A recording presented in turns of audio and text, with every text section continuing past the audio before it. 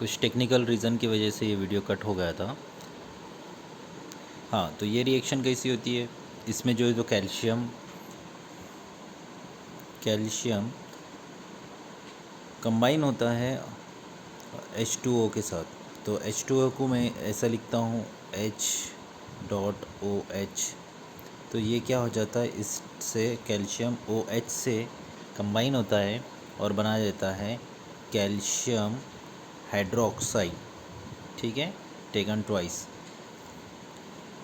ये फार्मूला है calcium hydroxide का, इसी टाइप से कंबाइन होता है और ये जो H रहता है ये H2 बोलकर रिलीज़ हो जाता है। ठीक है, इसी तरीके से कुछ metals like aluminium, zinc, iron, ये जो है ना कोल्ड एंड हॉट वाटर में रिएक्ट नहीं करते हैं।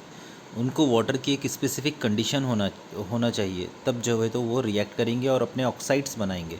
और वो कंडीशन क्या है, वो कंडीशन है कि स्टीम, अगर वाटर स्टीम के फॉर्म में होगा तो ये एल्युमिनियम से एल्युमिनियम ऑक्साइड बनेगा, फेरस से फेरस ऑक्साइड बनेगा और जिंक से जिंक ऑक्साइड बनेगा। ठीक है, ये यहाँ पर एक छोटा सा एक्सपेरिमेंट है जिसके अंदर जो है तो एक गिलास के अंदर वूल सोक्ड करे हुआ है वाटर के अंदर, ये यहाँ पर, और उसको यहाँ से बर्न कर रहे हैं। यहाँ पर मेटल का एक सैंपल है, कोई भी मेटल जिसका हमको ऑक्साइड बनाना है। फिर उसके बाद वो मेटल के अंदर जब वाटर इसके अंदर से निकल कर इससे इंटरेक्ट करेगा तो जो हाइड्रोजन गैस रिलीज़ होंगी वो यहाँ पर रिलीज़ होंगी और यहाँ कलेक्ट होंगी। ठीक है,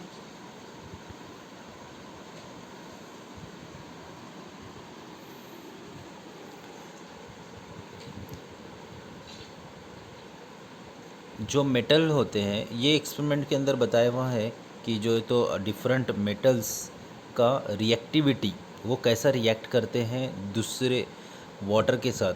तो सबसे ज़्यादा रिएक्ट करेगा मैग्नीशियम और सबसे कम करेगा आयरन। ये सबसे ग्रेटर रिएक्टिविटी मैग्नीशियम करेंगी, फिर एल्युमिनियम करेंगी, फिर जिंक करेंगी। इसके अंदर जो है तो इस एक्सपेरिमेंट के अंदर जो है तो क्या करे हुआ है, एक टेस्ट ट्यूब के अंदर जो है तो डिफरेंट जिंक ग्रैन्यूल्स वगैरह लिए हुआ है, HCl लिए हुआ है, और वो जब उससे रिएक्ट करेंगे तो H2 गैस रिलीज़ होंगी और वो H2 गैस यहाँ पर आ जाएंगी। जो सोप वाटर के अंदर जो है तो क्या होगा, सोप वाटर के अंदर जब H2 गैस आएंगी तो ये सोप के बबल्स निकलेंगे और ये बबल्स के अंदर H2 गैस रहेंगी। जब हम कैंडल से उसको ये लाइट अप कैंडल रहेंगी और उसके इन कांटेक्ट में जो है तो H2 गैस ये बबल आएंगी, तो एक क्रैकिंग नॉइस के साथ जो है तो ये गैस बबल जो है तो फूटेगा और वहाँ से वो H2 गैस जो है तो रिलीज़ होंगी और बर्न होंगी। तो ये जो है ऊपर दिए हुआ ये रिएक्शंस, इसी से रिलेटेड यहाँ पर रिएक्शन दिए कि मैग्नीशियम अगर HCl से कंबाइन होता है तो क्या होता है, मैग्नीशियम हाइड्रोजन को डिस्प्लेस कर देता है और बना देता है उसका सॉल्ट MgCl2 और H2 गैस रिलीज़ हो जाती है। Same way aluminium H hydrogen को डिस्प्लेस करता है और AlCl3 बनाता है। सेम वे आयरन डिस्प्लेस करता है, सेम वे जिंक डिस्प्लेस करता है हाइड्रोजन को और ZnCl2 बन जाता है। इस टाइप से मतलब ये एक डिस्प्लेसमेंट रिएक्शन है, that is simple displacement reaction और single displacement reaction in which metal with the higher reactivity displaces the lower reactive elements, like in the case of magnesium and HCl. Magnesium displaces hydrogen and make a salt MgCl2। ठीक है, next thing जो हम देखेंगे वो है reaction of metals with nitric acid. Nitrate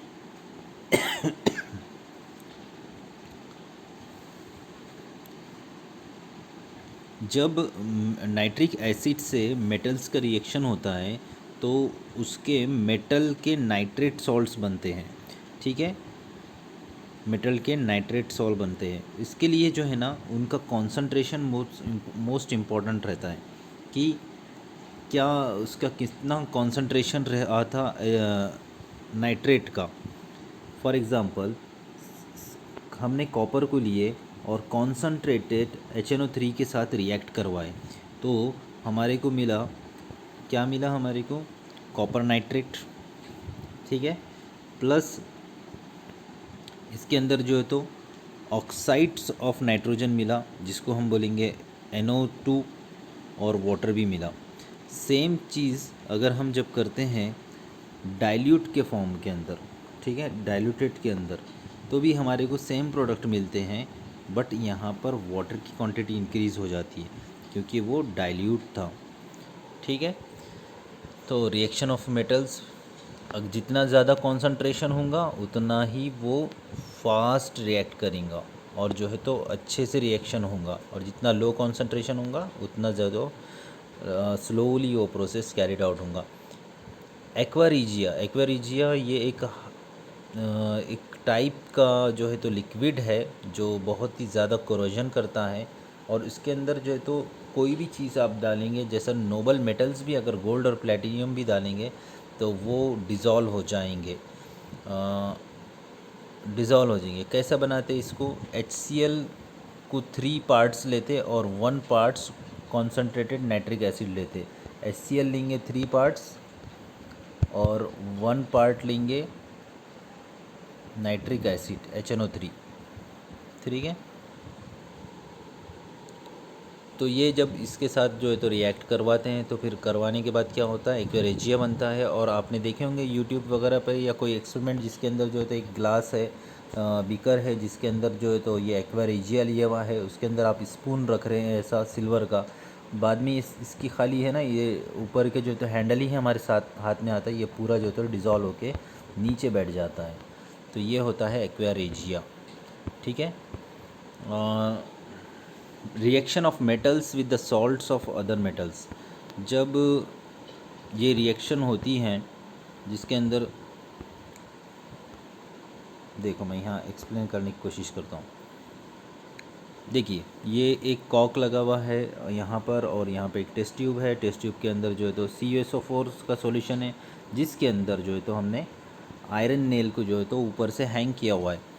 अब reaction होती है, होने के बाद जो है तो क्या हो जाता है, ये कॉपर जो है CuSO4 सॉल्यूशन में से आयरन के ऊपर डिपॉजिट हो जाता है। ये देखो कॉपर डिपॉजिट हो गया, और वो जो आयरन है वो रिलीज़ हो जाता है इसके अंदर, किसके अंदर, CuSO4 के अंदर, और CuSO4 के अंदर। अब ये CuSO4 कन्वर्ट हो जाता है FeSO4 के अंदर, और ये जो आयरन नेल है उसके ऊपर कॉपर डिपॉजिट होता है। तो ये डिस्प्लेसमेंट टाइप ऑफ रिएक्शन है।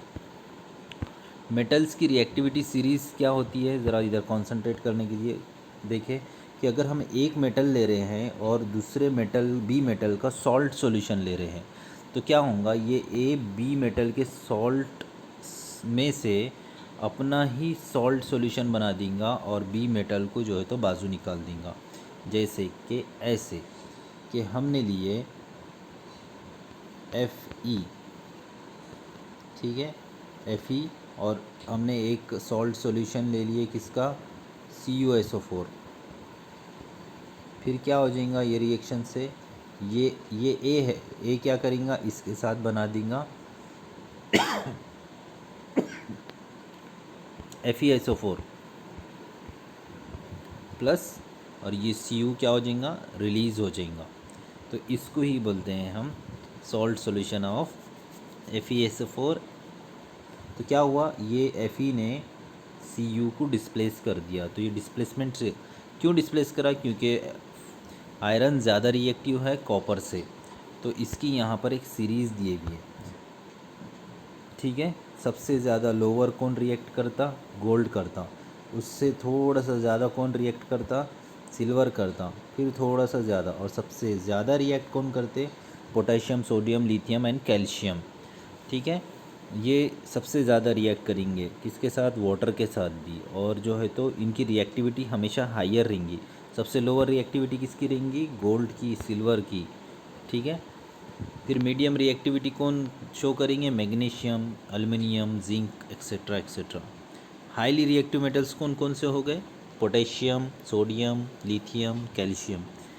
मॉडरेटली रिएक्टिव मेटल्स कौन से हो गए, मैग्नीशियम, एल्युमिनियम, ये वाले magnesium, aluminium, zinc, iron, tin, lead. Less reactive metals हो गए हमारे copper, mercury, gold, silver, okay, ये रिएक्टिविटी सीरीज़ है। अब लास्ट मेटल्स का रिएक्शन नॉन मेटल्स के साथ।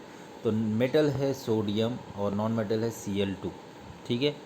तो सोडियम, अब जब ये हमने लास्ट टाइम भी देखे थे कि सोडियम अपना एक इलेक्ट्रॉन इसको देता है और इन दोनों के अंदर इलेक्ट्रॉन शेयर होते हैं, इलेक्ट्रॉन ट्रांसफ़र होता है सोडियम से क्लोरीन के पास। तो ये दोनों के बीच में एक आयोनिक बॉन्ड बनता है और ये आयोनिक बॉन्ड जो है तो क्या बनाता है, एक आयोनिक कंपाउंड बनाता है जिसको हम NaCl कहते हैं। तो मेटल्स नॉन मेटल्स से मिलने के बाद क्या बनाते हैं, सॉल्ट्स बनाते हैं, जैसा कि MgCl2, KCl, ठीक है। ये जो है तो आयोनिक कंपाउंड है। इसके साथ आज का लेक्चर यहीं फिनिश करते हैं हम। नेक्स्ट लेक्चर में chemical properties of non metals वगैरह देखेंगे इंशाल्लाह।